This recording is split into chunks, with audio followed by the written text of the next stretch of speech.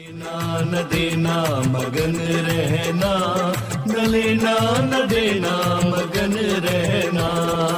अपने आप परोसा है, ईश्वर पर ही भरोसा है। जो भी मिले उसमें खुश रहना, लेना न देना मगन रहना, न लेना न देना मगन रहना।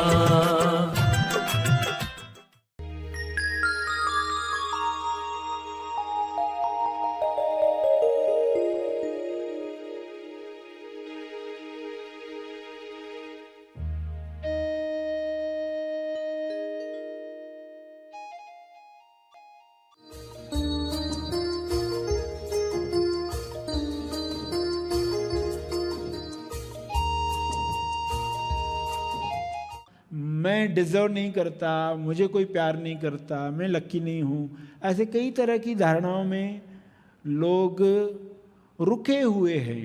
तो हेल्प की प्रार्थना के साथ, हील एवरी लकीर एंड पैकेट कहने के साथ आप सभी बिलीफ को तोड़ने के लिए प्रार्थना कर रहे हैं और औरों के लिए भी यही प्रार्थना करना चाहोगे। सभी को शुभेच्छा। हैप्पी थॉट्स तेज ज्ञान फाउंडेशन द्वारा आयोजित ध्यान प्रार्थना बीज बोने के लिए आप सबका स्वागत करते हैं।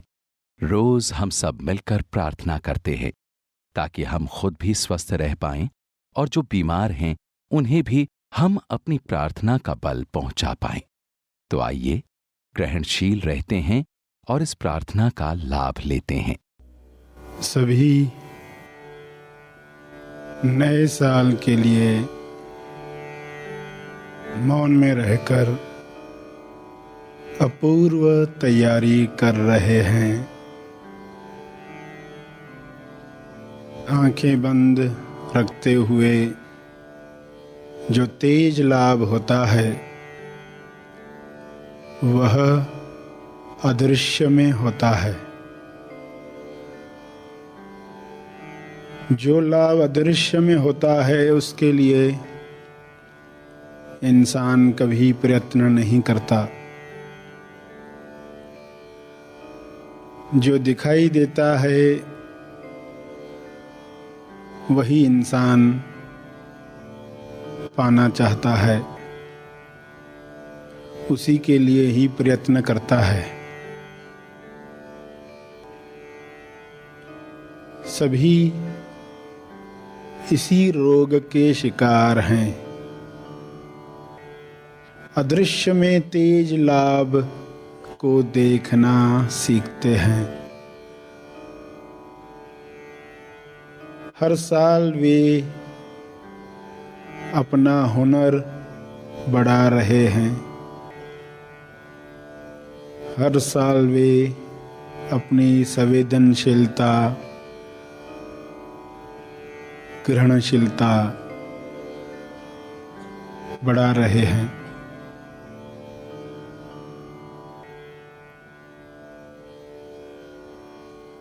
हर साल मन सूक्ष्म बातों के लिए राजी हो रहा है।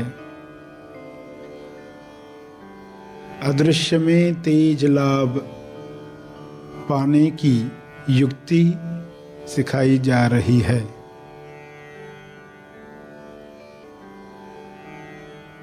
तेज लाभ में न सिर्फ विचारों को जाना जाता है बल्कि जानने वाले को भी जाना जाता है। जानने वाले को जाना गया तो तेज लाभ।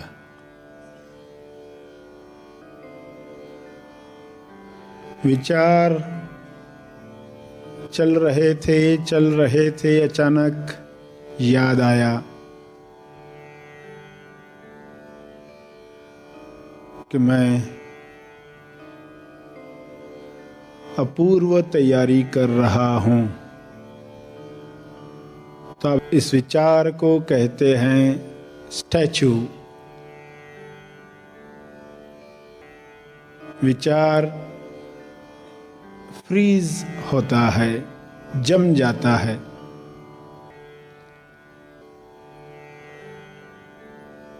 और उसके पीछे का मौन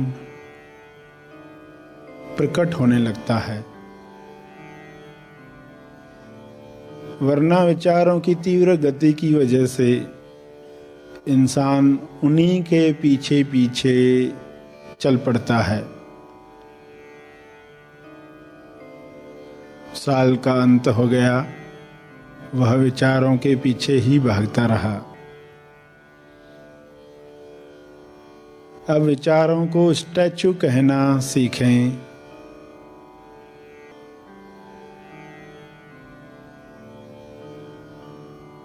ध्यान में बैठकर तो आपने शरीर को स्टैचू कह दिया है,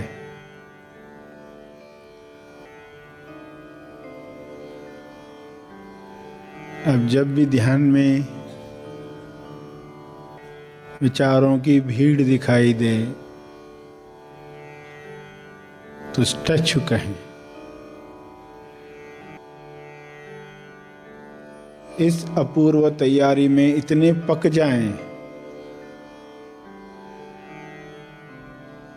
कि ऑटोमेटिक सिस्टम बन जाए कि कोई भी पुरानी फाइल खोल दी गई, तुरंत स्टैचू शब्द निकला, नेक्स्ट शब्द निकला और वो फाइल हट गई और मौन का मैसेज आ गया, डिलीटेड सक्सेसफुली। जो हाईटेक MSY हैं वे ये शब्दावली जानते हैं, मगर बाकी लोग इतना ज़रूर समझें कि खुद ब खुद ऐसी हैबिट्स बन जाएं जिनकी वजह से बिना कारण खुलने वाली फाइल्स कट जाएं, डिलीट हो जाएं। ऐसा सॉफ्टवेयर लोड कर दें जिससे नेक्स्ट शब्द खुद ब खुद आए। फ्रीज, स्टैचू, विचारों को जानकर स्व की याद आ जाए कि कहाँ मैं विचारों के पीछे जा रहा हूँ। ये विचार तो मैं बाद में भी कर सकता हूँ। स्वतः ही ये विचार आ गया और आप नेक्स्ट शब्द कहते ही, स्टैचू शब्द कहते ही विचारों के पीछे का स्व अनुभव प्रकट होने लगे। इस वक्त भी यही चल रहा है। प्रार्थना के अंत में अपने तप का बल, अर्जित बल लोक कल्याण के लिए समर्पित करेंगे।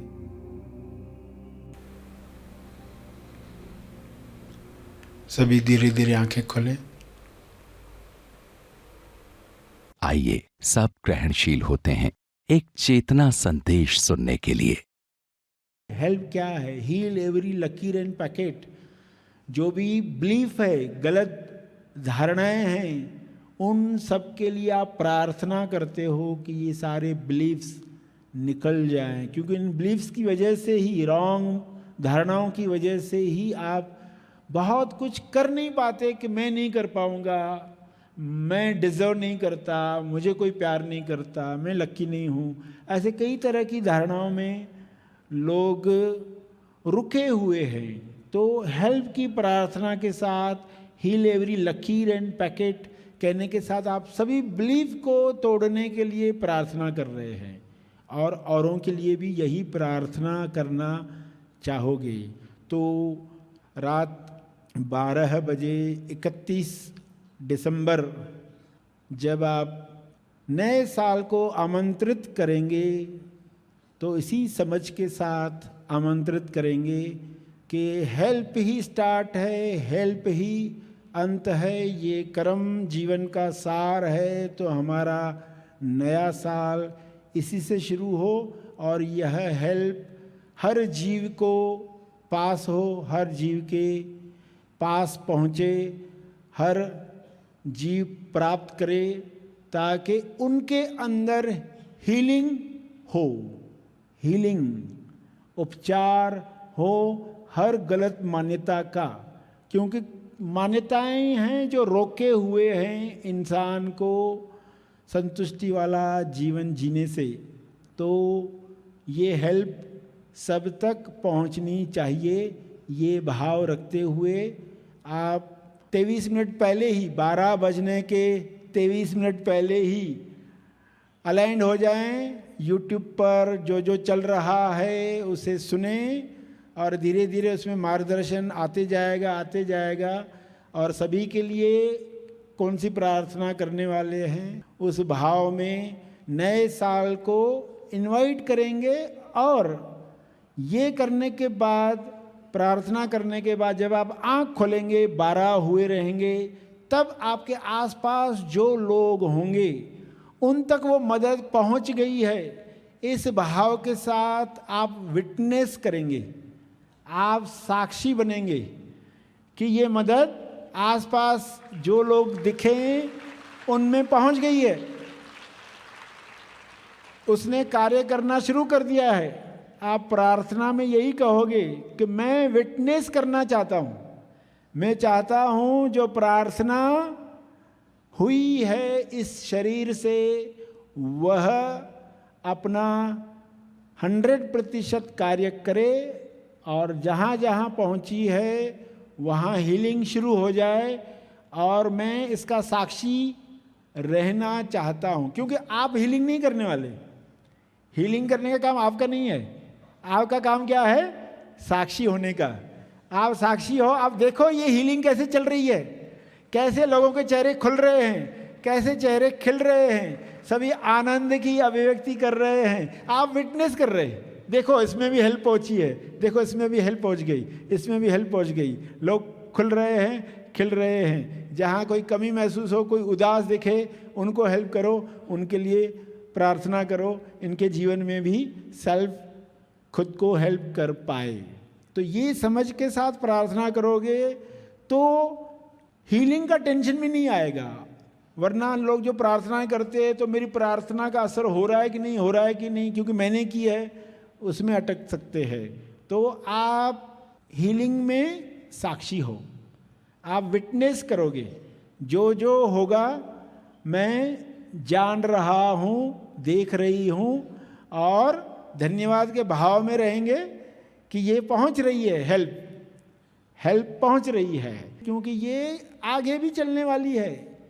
इस हेल्प के नए डायमेंशन खुलते जाने वाले हैं, कर्म जीवन के नए डायमेंशन, बेहतर डायमेंशन खुलते जाने वाले हैं। सब जगह पर आपको ये अंडरस्टैंडिंग है तो आप हर जगह पर हेल्प ही कर रहे हो, स्वयं के MSY की भी हेल्प ही कर रहे हो। तो संतुष्टि जिसे कहा गया बड़े आसानी से हमेशा आपके साथ रहेगी। उसके लिए जो प्रार्थना आप करने वाले सभी, जो भी समय दिया गया होगा उसमें ये प्रार्थना आप करने वाले हैं।